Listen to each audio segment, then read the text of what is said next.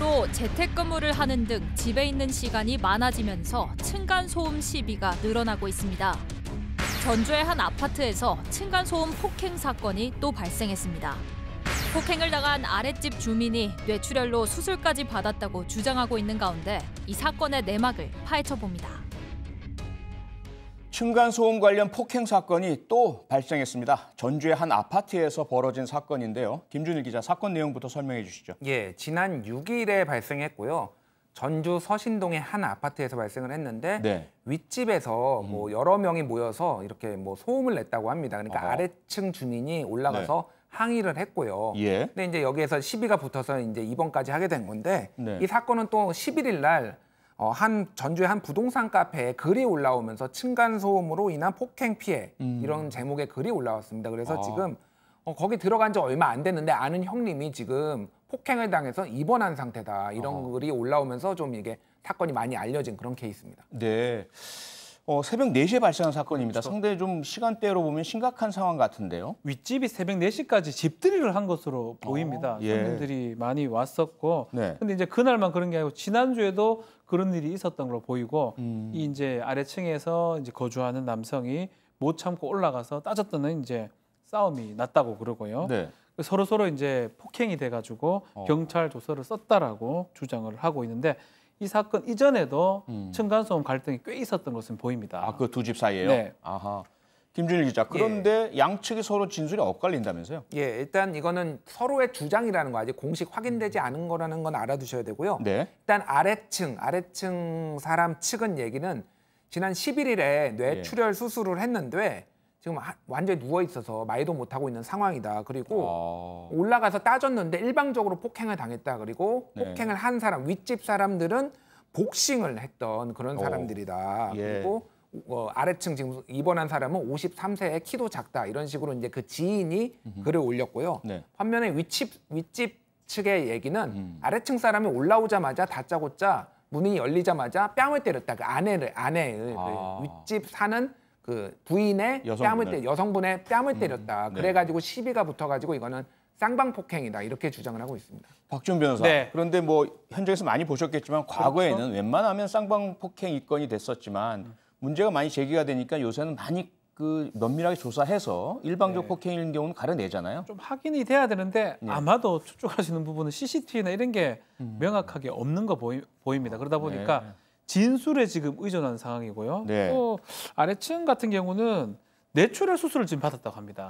이건 폭행 치상으로 될 수가 있거든요. 예. 과연 폭행에 의한 뇌출혈이었는지 이 부분도 확인이 돼야 되고 지금 계속 얘기했던 먼저 가격했던 뺨을 때렸다는 여성한테 뺨을 때렸다는 그런 부분들하고 이런 것들을 좀 확인이 돼야 되는데 아직까지는 쌍방폭행으로 3명을 입건한 다음에 진술을 지금 확인하는 그런 과정입니다. 예.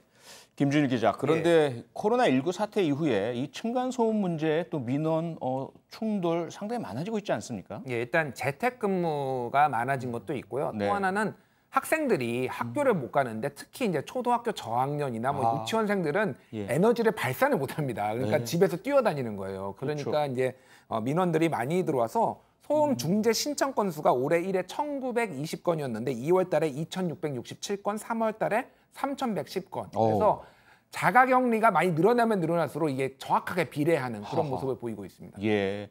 박준 변호사. 네. 물론 이런 우리 코로나19 이후에 생활 행태에 어떤 변화도 있겠지만 이게 부실 시공 문제도 상당히 심각하다는 얘기가 있습니다. 그렇죠. 지금도 이제 입주 예정자 얘기에 따르면 이게 아주 좋은 브랜드이기 때문에 입주를 뭐 하려고 했고 그걸 믿고 분양을 받았는데 충격적으로 이 층간 소음 관련된 중량 충격업 차단 성능이 최하 등급이라고 그럽니다.